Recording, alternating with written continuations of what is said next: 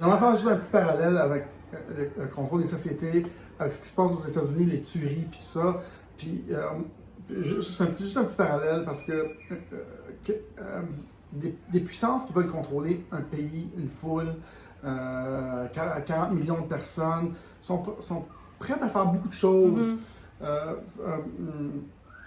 Faire partir une vie pour contrôler 40 millions de personnes, oh, c'est pas tant que ça. Non. Ceux qui ont pas de scrupules.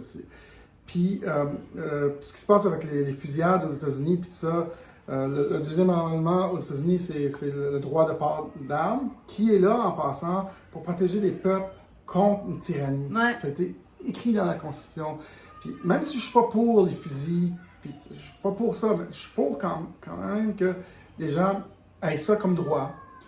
Puis moi, souvent, je dis, hey, faites bien attention quand il y a des tueries aux États-Unis, si c'est pas politiquement, peut-être politiquement préparé, orchestré, on ne le saura jamais.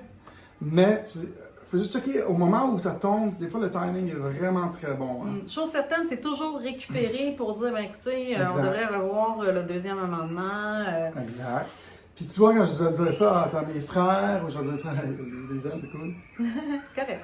Quand je vais dire ça à des gens, ils vont dire, mais non, pourquoi ils voudraient, tu sais, comme, qui voudrait faire ça? Mais un instant, là, c'est pas, quand on envoie des gens en guerre, là, pour défendre un pays, on tue beaucoup de monde.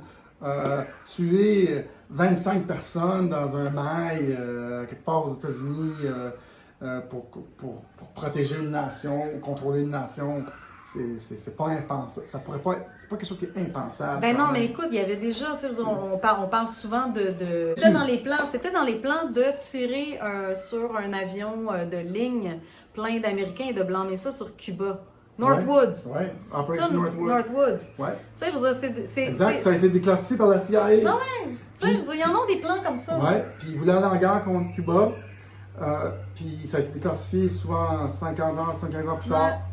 Puis là, ils réalisent qu'il y avait réellement un complot pour aller en guerre sous faux drapeau. Ouais. L'incident du golfe du Tonkin, même chose. Pearl Harbor, ils savaient que les Japonais s'en venaient. Ils les ont laissés attaquer. Tu sais, je veux dire, les exemples sont très nombreux.